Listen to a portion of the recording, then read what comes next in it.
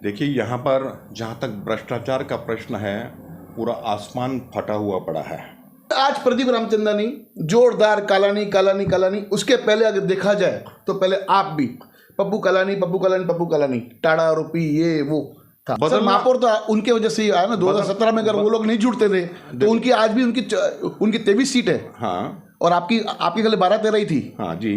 तो अगर नहीं आते थे तो आपके महापौर नहीं आते थे। मानता हूँ। लव जिहाद, सर लव जिहाद जैसे लव जिहाद के विषय में बच्ची ने सर जो दर्द कुछ तो मैं समझता हूँ, वो बच्ची मेरी बच्ची है, मैं उसका दर्द बिल्कुल दिल से हम यूज करके छोड़ देते हैं। अब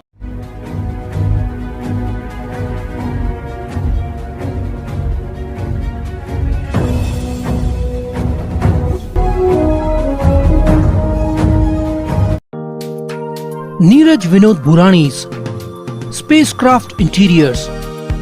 Your space, our craft. Experienced and professional team. No hidden charges. Luxurious designs. Follow us on Instagram.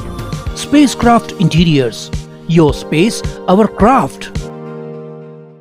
Crystal Finance by Ajit Makijani. One-stop solution for all your loan requirements. Asan, convenient or effortless. We have tie-ups with all major banks and NBFCs. Business loan, mortgage loan, overdraft and cash credit facility. Instant approval, minimum interest rate and processing fees. Doorstep loan process. Call us today. Crystal Finance by Ajit Makijani. 9011 280000. आज लेते एक मुलाकात Bharatiya Janata party के बड़े चेहरे, उल्लासनगर शहर के दिग्गज नेता भारतीय जनता पार्टी के श्री नरेंद्र राजानी के साथ। राजानी साहब, पहली बार आप हमारे चैनल पे हो, उसके लिए आपको धन्यवाद।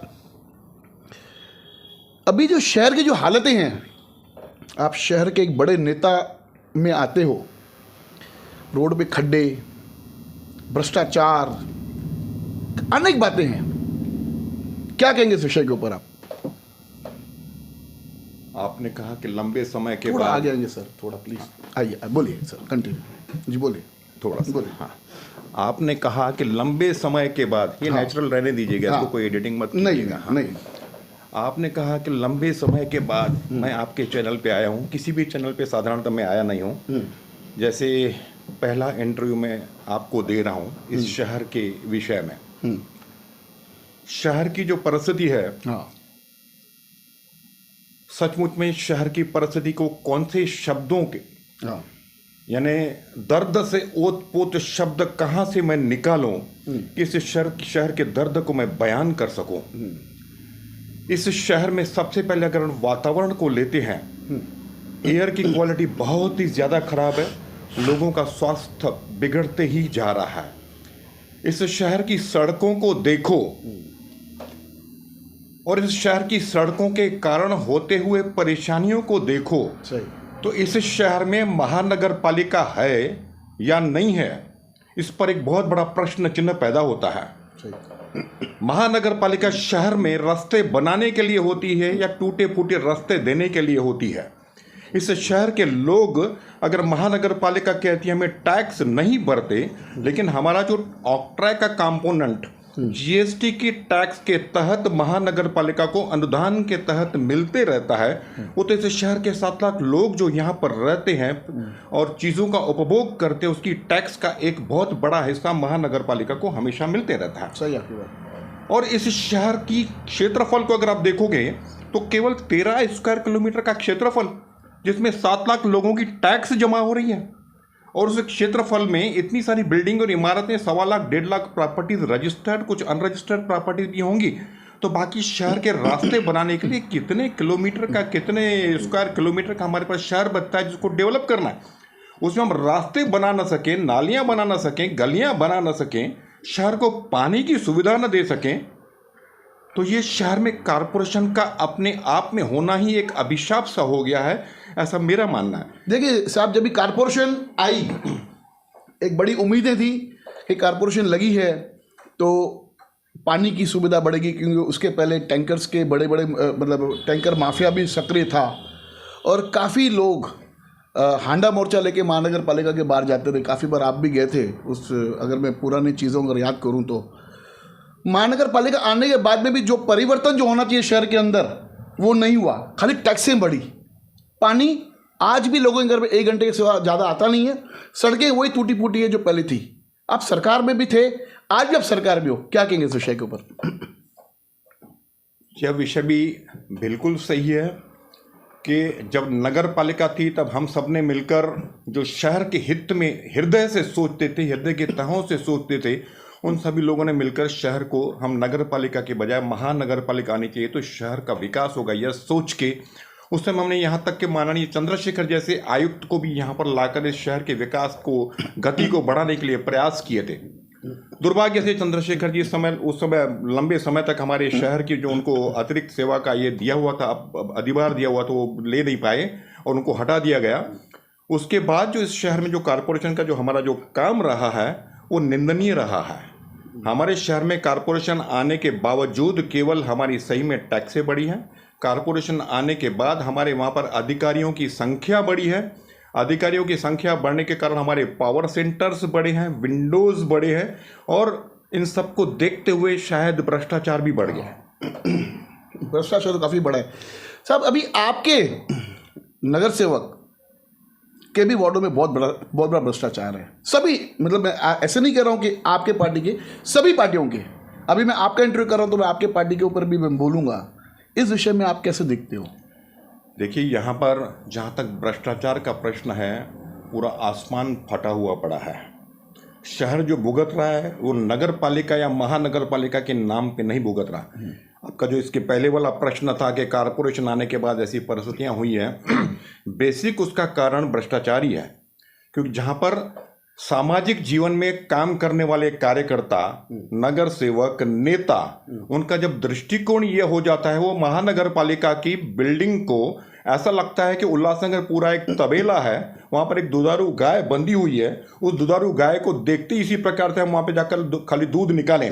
जब यह दृष्टिकोण यहाँ के नेताओं का, यहाँ के नगर सेवकों का, यहाँ के सामाजिक कार्यकर्ताओं का हो जाए, इस प्रकार के कार्यकर्ताओं के, इस प्रकार के सामाजिक नेता, इस प्रकार के नगर सेवकों की संख्या के कारण इस शहर को भुगतना पड़ रहा है। और इस व्यवस्थाओं में भी केवल व्यवहारिक आ जाना, व्यवस्थाओं में भी केवल व्यापारीकरण आ जाना, राजनीति का व्यापारीकरण हो जाना। हम जब पहले लड़ाई लड़ते राजनीति के अपराधीकरण की लड़ाई लड़ते थे, अब राजनीति में व्यवसायीकरण आ गया है। राजनीति का व्यवसायीकरण व्यवस्थाओं के साथ में, व्यवस्था जैसे महानगर पालिका की व्यवस्था है या जितनी भी व्यवस्था है, प्रशासक की व्यवस्था है, उनमें राजनीतिक लोगों का उनके साथ में जुड़कर व्यवहारिक केवल व्यापारीकरण करना, तो स्वाभाविक है कि उनका अंकुश वहाँ पर हट जाता है, वो ताकत हट जाती है, वो शहर निर्णायक हो जाता है, शहर में कोई नेता नहीं बनता है, इसलिए शहर को भुगतना पड़ रहा है। उसके कारण आज शहर भुगत रहा है। यानी आप मान रहे हो कि लीडरशिप नहीं है शहर के? एक बिल्कुल सही है, मान रहे हो? ये शहर आज की तारीख, आपके 3 आमदार हैं, आज की तारीख में ये शहर निर्णायक है। मैं उस विषय पे आता हूँ। विधानसभा, लोकसभा आपके पास में है, विधानसभा आपके, मतलब देखा जाए तो आपके सब जीते हुए कैंडिडेट्स हैं। मैं कह रहा हूँ कि ये शहर निर्णायक है। इस शहर में सचमुच में कोई लोग कहें कि ये हमारा नेता है, ऐसा नेतृत्वहीन शहर है, ये लोगों की मान्यता है। एक आमदार होना और शहर में मान्यता हुआ नेता होना, इन चीज़ों में फर्क होता है। दूसरा, हमारे इस शहर को भुगतना कब पड़ा? जब हमारे इस शहर को 3 टुकड़ों में बांटा गया। 1, 2, 3 को एक विधानसभा क्षेत्र, हमारा अब 4 नंबर का एक छोटा सा टुकड़ा कल्याण पूर्व की विधानसभा क्षेत्र में जाता है। 5 नंबर का एक छोटा सा टुकड़ा हमारा अंबरनाथ के क्षेत्र में जाता है। तो स्वाभाविक है वहाँ के चुने हुए विधायक कौन से भी पार्टी को, उनका बहुत बड़ा अंश उनके, आपके पार्टी के सर, मैं जनरल बात कर रहा हूँ। अच्छा, तो वहाँ पर कौन से भी विधायक कौन से भी पार्टी के हो, तो वहाँ पर उनका एक बहुत बड़ा अंश जो है वो वहाँ पर उनके जो पहले वाला क्षेत्र था उसमें आ जाता है। उदाहरण करके 2-2 टुकड़े, छोटे छोटे टुकड़े आ जाते हैं, तो स्वाभाविक उनकी कंसंट्रेशन वहाँ पर कम हो जाती है, तो उसके कारण भी शहर को भुगतना पड़ रहा है। हालांकि ये महानगर पालिका क्षेत्र एक है और ये जो शरणार्थी बनकर लोग यहाँ पर DP एक्ट के तहत यहाँ पर आकर रहते हैं, उनका एक शहर उसको 2 या 3 टुकड़ों में बांटना ये सही नहीं है। सही मानते आप? और मानते आप? यस, गलत है। और उसके सिवाय यहाँ पर जो नेतृत्व का जो मैं विषय कह रहा था, कि नेताओं की सोच, व्यवसायीकरण या कुछ नेताओं की सोच केवल खुद के लिए काम करना। अब जो आवश्यकता है, ये तो बीमारी है, लेकिन दवाई की भी हम बात करें, मेडिसिन की भी हम बात करें, कि सॉल्यूशन की भी बात करें, तो अब जो उसका समाधान यह है कि ऐसे लोगों ने उठना होगा जिन्होंने स्वयं को छोड़कर, वरना क्या होता है कि हर व्यक्ति यहाँ पर काम किस लिए करता है कि मेरा नाम आ रहा है क्या।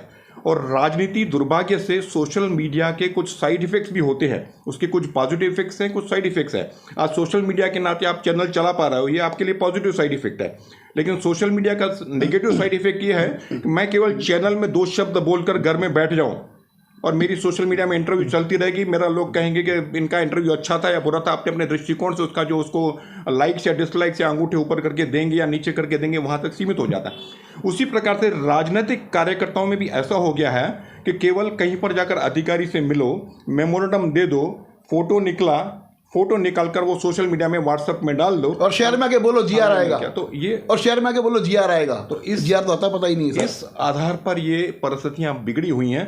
तो लोगों का मिलना जुलना, रास्तों पे उतरना, एजिटेशन होना, पुराने ज़माने में हमारे, इसके बहुत पुराना नहीं, इसके थोड़े पहले वाले ज़माने में युवाओं की टीम्स बनती थी, वो साथ में क्रिकेट खेलते थे, साथ में खेलते थे, गणेश उत्सव मनाते थे, रास्तों पे इकट्ठे होते थे, इकट्ठे होने के कारण उनकी टीम्स बनती थी, उनमें से नेतृत्व निर्माण होकर आ जाता था।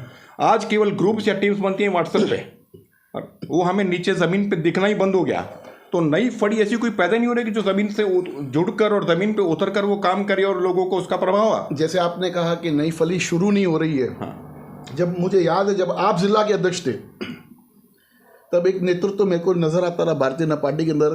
आप काफ़ी जोरदार बोलते थे मंचों पर, और बड़े बड़े रैलियाँ, बड़े बड़े हंगामे, वो मानव श्रृंखला भी मुझे याद है आपने किया था 855 के टाइम पर।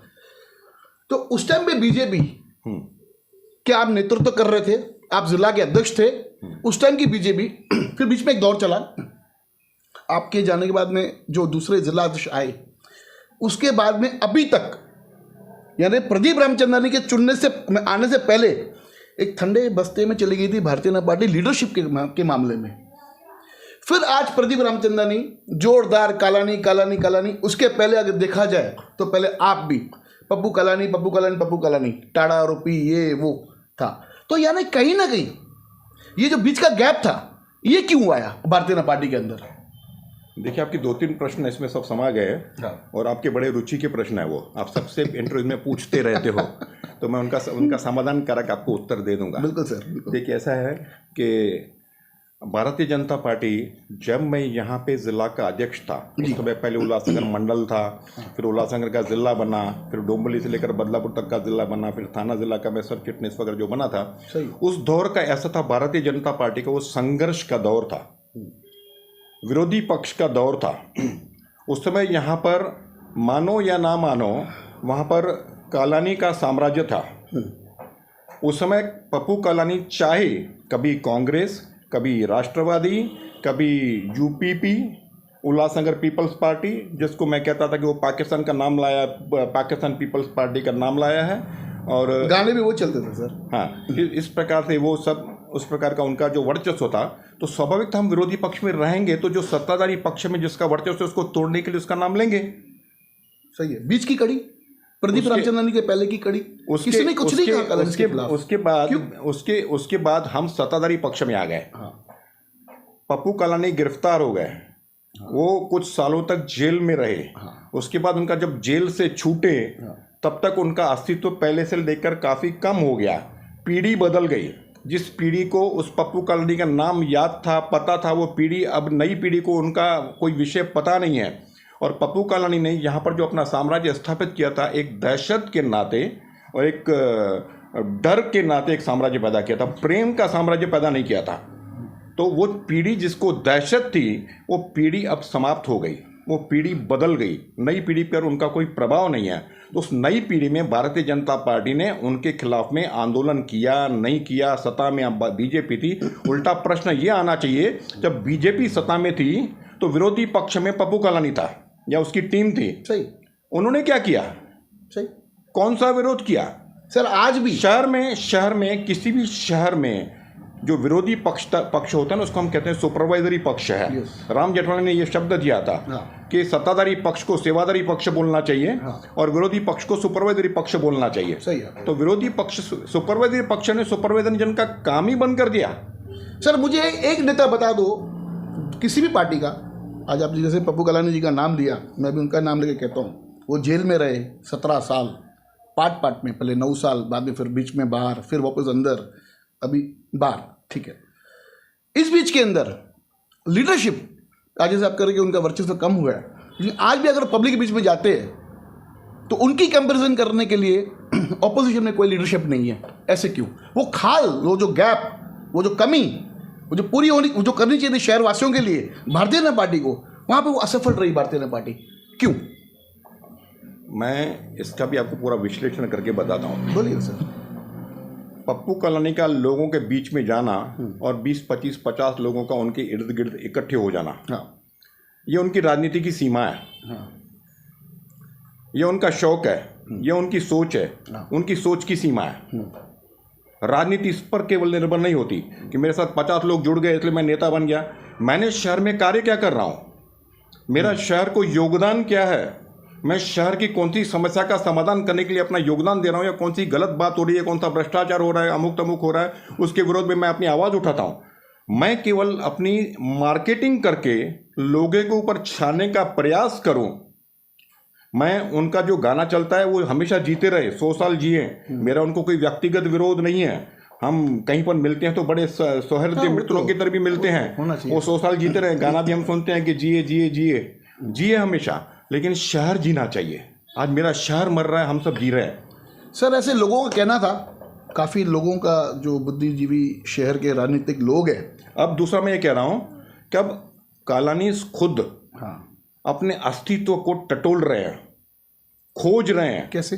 कि हम कहाँ पर खड़े रहें। हाँ उनको यह पता नहीं कि शरद पवार के साथ खड़े रहें, उनको यह पता नहीं कि हम अजीत पवार के साथ में खड़े रहें, उनको यह पता नहीं है कि हम शिंदे से मुख्यमंत्री शिंदे जी के गठ के साथ खड़े रहें, उनको यह पता नहीं कि हम बीजेपी के साथ खड़े रहें। उन्होंने बीजेपी बीच में पिछले दौर में बीजेपी के साथ में भी जुड़े रहे, कमल के फूल के निशानी, तभी आपका महापौर आया, कमल के फूल के निशानी पे वो हमारे साथ में खड़े रहे, तभी आपका महापौर तो आया। मैं ये कह रहा हूँ, यह जो राजनीति है, हर वक्त परिस्थिति के आधार पर रंग बदल कर उसमें समा जाना और ये दिखाना कि मेरे कारण ही सब कुछ हो रहा है।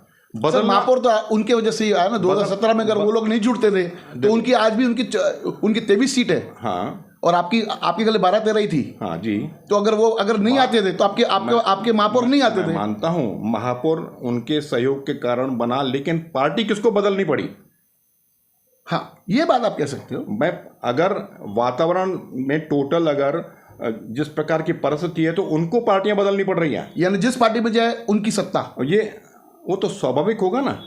जब यहाँ पर ये मेजोरिटी ऑफ क्या बोलते हैं नगर सेवक जब क्या आज भी कलानिस के पास में है। अब ऐसा है कि जहां पर जिस भी शहर में या जिस देश में जिस प्रदेश में एक पार्टी का पूरा वर्चस्व नहीं होता, हाँ। तो अलायंस के दिन होते हैं। हाँ। अलायंस के दिनों में इस प्रकार के अलायंस के साथ जुड़कर, हाँ। प्रमुख पार्टी के साथ जुड़कर अपनी राजनीति को चलाते रहना, हाँ। ये छोटे छोटे पक्षों की प्रवृत्ति होती है। तो वो उस प्रवृत्ति से चल रहे हैं। साहब एक सवाल आपसे पूछना चाहूँगा, पिछले दौर में आपके जाके एक मेरा भी मन था आपसे पूछूं। अभी प्रदीप रामचंद्रानी हम कहते हैं कि हम यहाँ से अपराध की राजनीति खत्म करेंगे। आपके दौर में आपका भी वही था कि हमको अपराध को खत्म करना है। तो कहीं ना कहीं ऐसे नहीं दिख रहा कि बीजेपी टीआरपी लेने के लिए कलानी को हिट कर रही है? ऐसा है कि जब अपराधीकरण, जब मैं यहाँ पर जिला का अध्यक्ष था, हाँ। या मैं हेम ऑफ द अफेयर्स था, हाँ। उसमें पप्पू कलानी का आतंकवाद, दहशतवाद, मंगलवार को मर्डर्स होना, शुक्रवार को मर्डर्स होना, उनका क्लेम उन्होंने करवाया न करवाया, क्लेम किसी ने लेना, वो सब चीज़ें चल रही थी। वही पिक्चर देखे सर मैंने अपने न्यूज़ चैनल का नाम रखा फिर सुबह होगी। हाँ, इस प्रकार का दौर था। हाँ। तो उस प्रकार के राजनीति के अपराधीकरण के खिलाफ लड़ाई लड़ना एक अहम भूमिका थी उस समय। वो उस समय की मांग थी जिस पर हमें खरा उतरना था, और हम ऊपर वाले की कृपा से खरे उतरे थे। उनके अंदर जाने के बाद फिर शिवसेना ने गोपाल राजवानी को बढ़ाया था। सही। आप पप्पू कलानी को देखते हुए गोपाल राजवानी को भूल जाते हो। नहीं, हम तो सबको याद रखते हैं हाँ, सर। तो गोपाल राजवानी को बढ़ाया था उन्होंने कि उनको ऐसा लगा था कि कांटे से कांटा खत्म होता है, लोहे को लोहा खत्म कर उन्होंने गोपाल। तब हमने उस समय मैंने निर्णय ले लिया था कि अगर इन्होंने गोपाल राजवानी को नेतृत्व दिया तो हम शिवसेना के साथ युति में नहीं जाएंगे, और हम वो युति को तोड़कर बीजेपी इंडिपेंडेंट लड़ी थी और अपनी सीटें हम जीत के आए थे। बाद में उसके बाद बाद में भी आता हूँ, बाद में गोपाल राजवानी की बेटी को महापौर बनाया। उसी बात पे आ रहा था। बनाने की बात आई, उस बनाने की बात में हमने विरोध किया कि गोपाल राजवानी के घर से अगर किसी को महापौर बनाओगे तो हम आपके साथ, हम विरोधी पक्ष में खुश रहेंगे, हम सत्ता में साथ में नहीं आएंगे। सही। उसके बाद गणेश चौधरी को महापौर बनाया गया, तब जाकर हम सत्ता में सब साथ में बैठे थे। और उसके बावजूद भी गोपाल राजवानी ने उस समय जो कुछ दहशत दादागिरी करने का प्रयास किया, ज़मीनें हड़प करने का, लोगों से जो कुछ करने का जो प्रयास किया था तथाकथित, मैं अब उसके ऊपर दिवंगत है तो कोई आरोप ना लगाऊं, हाँ, लेकिन उसमें क्या था, उसको हमने पूरा अंकुश लगाने का प्रयास किया था। तो राजनीति के अपराधीकरण को रोकना एक बहुत बड़ी भूमिका रहती है, बहुत बड़ा अहम विषय रहता है जिसको सबसे प्राथमिकता से लेना होता है, तो हमने उस समय लिया। आज के दौर में प्रदीप रामचंद्रन जी को ऐसा लग रहा है कि अब भी अगर क्रिमिनल एक्टिविटीज कहीं से चल रही हैं उनको रोकने का प्रयास कर रहा है, तो प्रदीप अपने आज वो जिला अध्यक्ष टीआरपी कालानिस को हिट करो और टीआरपी लो। आता हूँ मैं टीआरपी के विषय पर, अब आता हूँ मैं टीआरपी के विषय पर। टीआरपी, मुझे तो ऐसा लगता है कि भारतीय जनता पार्टी को अपनी टीआरपी बढ़ाने के लिए किसी भी पप्पू कलानी या किसी के नाम की आवश्यकता नहीं है। आज लोगों में जाकर पूछो भारतीय जनता पार्टी, तो हर बच्चे से लेकर बड़ा तक सब जानते हैं। और भारतीय जनता पार्टी का आज का नेतृत्व जो नरेंद्र मोदी जी कर रहे हैं, वैसा नेतृत्व आज तक भारतीय जनता पार्टी के पास एकमेव ऐसा नेता जिसका बच्चों से लेकर बड़ों तक पता हो, ऐसा पॉपुलर लीडर बीजेपी को पूरे इंटरनेशनल लेवल पर पहली बार हमें मिला है।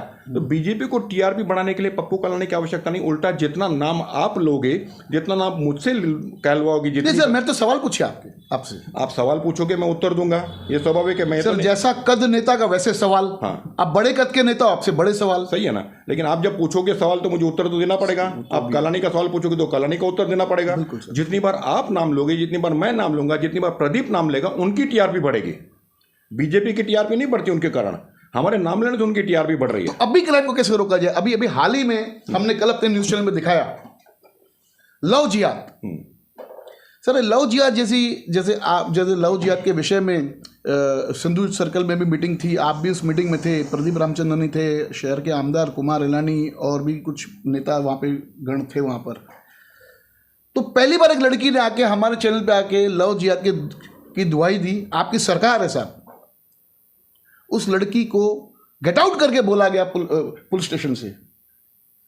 गरम मत रहा आपके पास, आप इतने बड़े नेता हो सर शहर के, ऐसे क्यों जब आप सत्ता में हो, आप पावर में हो, तो भी आज यहाँ की लड़कियां सुरक्षित नहीं हुई? इसका मतलब तो ये हुआ। क्या कहेंगे इस विषय के ऊपर? ये हमारे शहर का एक दुर्भाग्य है। हाँ। खास करके हमारे अपने सिंधी समाज का दुर्भाग्य। ये बच्ची तो सिंधी नहीं है, ये श्रीवास्तव है। साधारण तो मैं अपने समाज की बात कर रहा हूँ। इसका दुर्भाग्य है कि हम अपना धर्म बचाने के लिए वहाँ पर सिंध में जो हमारा वहाँ पे प्रांत था, अखंड भारत का एक हिस्सा था। अब योगी जी ने कहा है कि हमें वो अखंड भारत को वापस बनाना है, वो अलग विषय है। लेकिन हम सब वहाँ पर अपना धर्म बचाने के लिए यहाँ पर आ गए थे। अगर हमने वहाँ पर अपना धर्म परिवर्तन कर दिया होता तो शायद यहाँ पर आने की आवश्यकता भी न होती और यहाँ पर इतनी मिनिस्कुल माइनॉरिटी में न होते।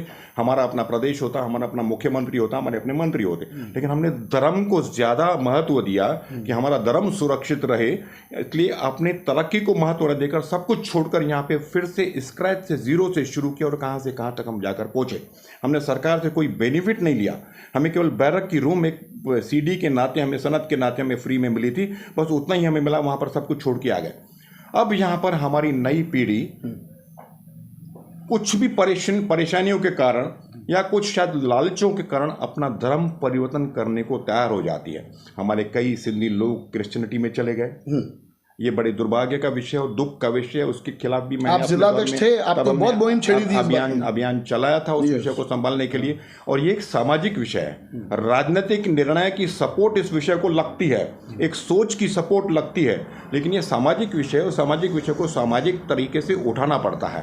अब जैसे आप लव जिहाद का विषय कर रहे हो, लव जिहाद में हमारे बच्चों ने, एक तो आज की तारीख में मोबाइल की, जैसे उस बच्ची श्रीवास्तव तो अपनी कमेंट में कह रही है कि मुझे उसने फेसबुक के हाई भेजा और उसका उसका संबंध शुरू हो गया और उनकी यहाँ तक आ गई कि अब बेचारी परेशान है।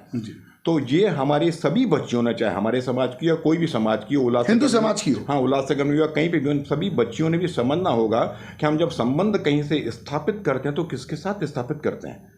वो बच्ची ने सर जो दर्द कुछ तो मैं समझता हूँ, वो बच्ची मेरी बच्ची है, मैं उसका दर्द बिल्कुल दिल से हम यूज करके छोड़ देते हैं। अब उसका ये शब्द काफी कड़वे है सर। यस, तो अब उसका जो राजनीतिक हमारा उसमें पहलू है वो यह है कि अगर पुलिस डिपार्टमेंट उसको उस प्रकार से नहीं देखती है तो हम पुलिस के ऊपर बैठकर, पुलिस को साथ बैठकर उसको, पुलिस की संवेदना को बढ़ा सकते हैं कि आप संवेदनशील हो, कि इस चीज़ को समझो और उस घटना को उस प्रकार से देखो। अब साधारणतः पुलिस इस घटना को एक लड़के लड़की के इश्क का विषय देखती है, वो कौन से धर्म जाति क्या है वो नहीं देखती है। पुलिस का दृष्टिकोण ऐसा रखना उनके लिए स्वाभाविक है। लेकिन जहाँ पर हम सामाजिक कार्यकर्ता काम करते हैं, हमें देखना है कि समाज में इस प्रकार की अगर घटनाएं बढ़ रही हैं, इसके पीछे और कुछ उसका षड्यंत्र चल रहा है क्या, तो षड्यंत्र को हम देखकर पुलिस के सामने लाना होता है और पुलिस के ऊपर एक्शन उठाएगी। सर, भू माफिया के विषय में क्या कहेंगे? अभी हाल ही में देखने में आया कि 5 नंबर में एक भूमि है, वहाँ पर कुछ कंस्ट्रक्शन का काम चालू था, किसी की दूसरे प्रॉपर्टी में घुस के किसी ने कंस्ट्रक्शन चालू किया, उसमें कुछ निजी चैनलों में वो न्यूज़ चली, उसमें आपका भी नाम आ रहा था। ये क्या वाकया है? देखो, इस शहर के भूखंडों का बचाना, जैसे क्राइम के खिलाफ लड़ना, राजनीतिक अपराधीकरण के खिलाफ लड़ना, राजनीतिक भ्रष्टाचार के खिलाफ लड़ना और इसी प्रकार से भूखंडों को बचाना, ये मेरा प्रमुख 4 भूखंड पुराने, आपको याद होगा, मुझे याद है सर, हमने पूरे शहर में 4 भूखंड, हाँ, और यहाँ तक कि उसका अभी भी 705 प्लाट पर जो बगीचा बना हुआ है अमन टाकीज रोड पे, अमन के सामने, वो अभी भी साक्षी है।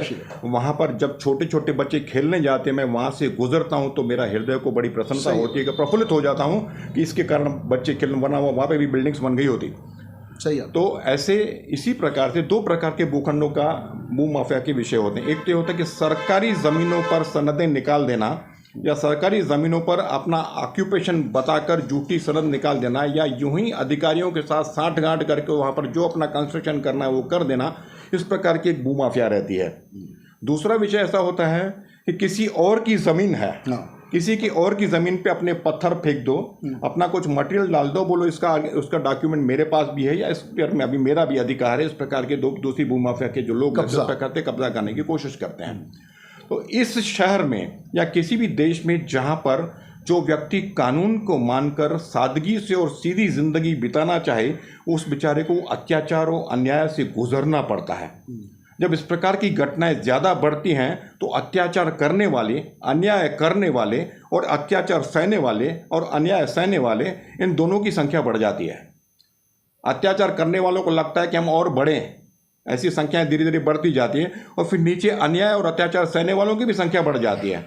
उससे हम सामाजिक कार्यकर्ताओं और राजनीतिक कार्यकर्ताओं का ये कर्तव्य हो जाता है कि हम ऐसे सीधे साधे सरल लोगों के साथ में खड़े रहें और उनको राजनीतिक और सामाजिक ताकत देकर उनको खड़ा करें, उनको न्याय दिलवाएं। सही है। क्योंकि पूरी व्यवस्थाएं जो होती है ना, वो व्यवस्थाएं भी कभी कभार इन जो अत्याचार और अन्याय करने वाले लोगों के पास, जो उनके पास अपना बल होता है पैसे का, जहाँ पर पैसा बोलता है, आज के दौर में वहाँ पर सब कुछ बोलना बंद कर देता है। नगर से भी बोलते हैं। आज की ताकत में सभी ताकतों से बड़ी केवल पैसा ही एक ताकत इस दौर में बन गया है। कमर्शलाइजेशन हो गई हर चीज़ की।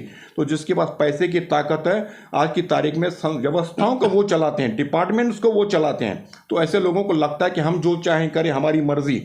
तो उस मर्जी को रुकावट डालना बहुत आवश्यक है। घर तक आपकी मर्जी चले, आपके दद्दू चश्मे पर वाइपर लगाए तो हमें कोई एतराज़ नहीं है, जो गोविंदा का गाना है। लेकिन जहाँ पर सामाजिक क्षेत्र है, वहाँ पर समाज में आप लोगों के साथ अन्याय करेंगे, जो बेचारा अन्याय के खिलाफ नहीं लड़ा सकता, हम उसके साथ में खड़े रहेंगे।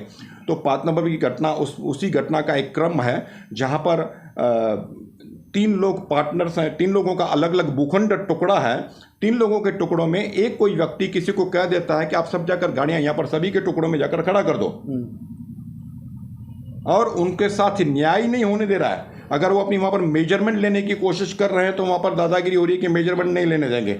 जिसके दूसरे के किसी के वहाँ पर ज़मीन पे अगर बांधकाम चालू है, वो वहाँ पर बेचारा दौड़ते दौड़ते आता है बांधकाम को वहाँ पर देखने के लिए किसका काम चालू है, तो उसको बोला जाता है कि हम तुम्हारी हत्या कर देंगे, यहीं पर हम आपको गाड़ देंगे ज़मीन में, ज़िंदगी प्यारी है तो यहाँ से चले जाओ, ज़मीन को क्या करोगे। उस व्यक्ति के ऊपर सर आपने कंप्लेंट करवाई ना, उसके खिलाफ कंप्लेंट दाखिल हुई। तो इस प्रकार की ताकतें देना इस प्रकार के साधारण लोगों को बहुत ही आवश्यक है, जो हर एक राजनीतिक कार्यकर्ता अपने दोस्ती और सभी संबंधों को छोड़कर, मेरा अगर परम मित्र ही ये दुर्घटना क्यों न करता हो, ये दुष्कर्म क्यों न करता हो, मुझे कहना चाहिए कि तुम ये सही नहीं करो, इस दुष्कर्म को बंद करो, किसी के ऊपर अपनी दादागिरी और ताकत का इस्तेमाल मत करो, ये कहना चाहिए। तो इस आधार पर मैं राजनीति में चलना होता है, तो मैं उस प्रकार की चलने का प्रयास कर रहा हूँ।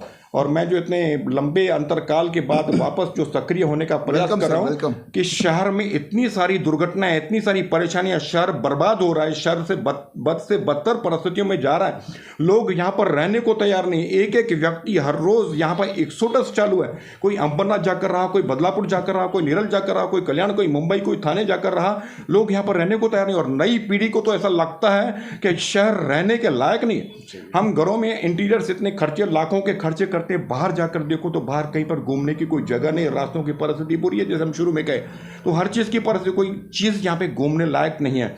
तो इस शहर को वापस पुनर्निर्माण करने के लिए मैं एक बार फिर से लोगों के साथ में जुड़कर और लोगों के साथ में खड़े होकर, अपने पक्ष के प्लेटफॉर्म पे खड़े होकर वापस इस शहर का पुनर्निर्माण का, और पूरा विश्वास है कि हम ये करके रहेंगे।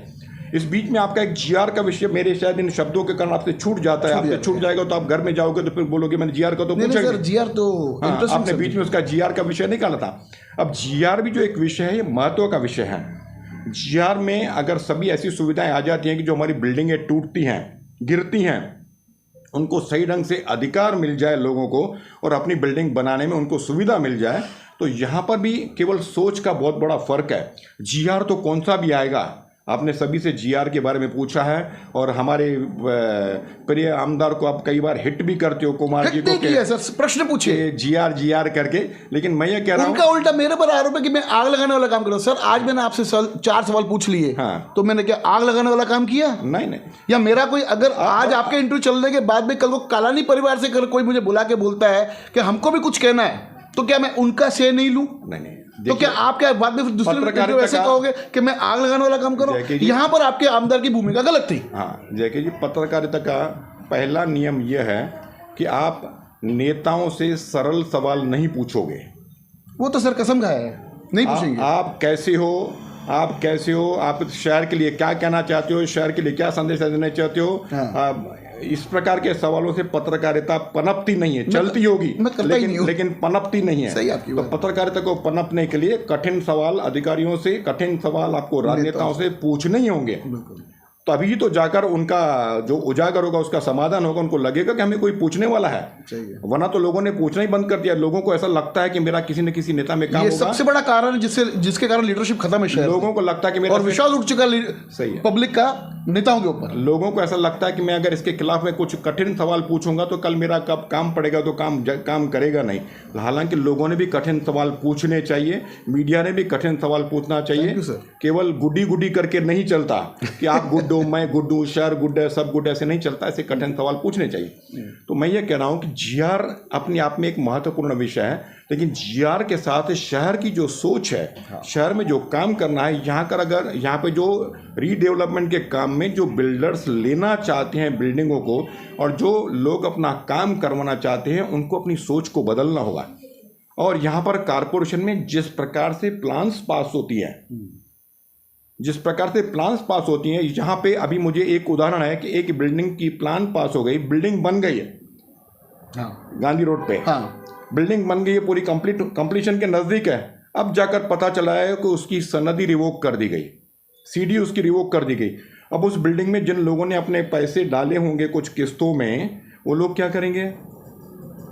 कहीं पर ज़मीनों को सनद दी गई है, फिर वो सनद वाटर सप्लाई के, यानी उस समय का जो जीवन प्राधिकरण था, उसके प्लाट की सनद लोगों को दी जाती है, फिर उसको रिवोक किया जाता है, फिर उसकी अल्टरनेट सिटी दूसरी जगह दूसरों को चढ़ा देते हैं।